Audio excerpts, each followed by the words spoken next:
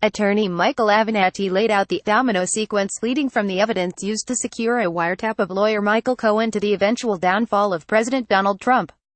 Federal investigators obtained a wiretap warrant for the longtime Trump attorney, which swept up at least one call with the White House, and Avenatti told MSNBC's Casey Hunt that evidence would spell the end of Trump's presidency.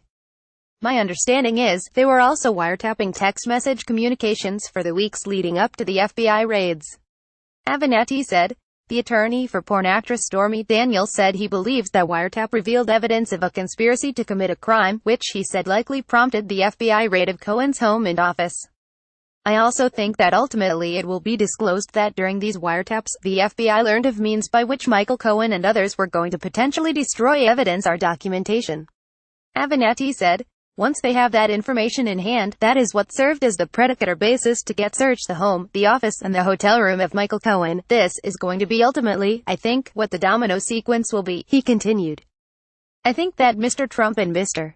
Cohen, upon learning of this, are going to be very, very concerned to the extent that they were not concerned already. This is a very serious matter.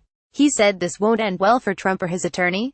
I'm going to go back to what I've been saying for some time now.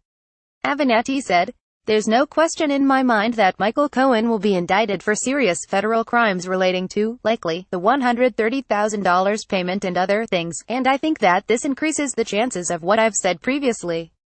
I don't think this president is going to serve out his term, I just don't.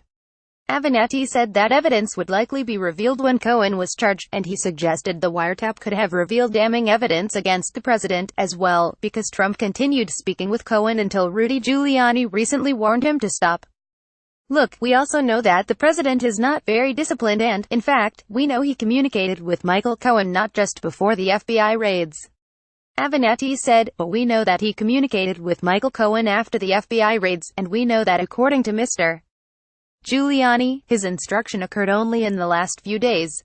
Avenatti said his lawsuit against the president had been filed in early March, which he said gave Trump and Cohen more than a month to discuss the hush money payout to Daniels ahead of the election.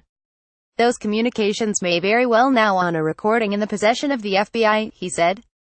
He said the search warrant to conduct the Cohen raid was likely granted in response to evidence of a criminal conspiracy. In order to obtain 3 warrants of that magnitude against a sitting president's personal attorney, that's an incredibly high bar. Avenatti said, that's one of the only ways that you can obtain something like that is if you showed exigent circumstance, an emergency almost whereby it was likely that the target was going to be destroying evidence and documents.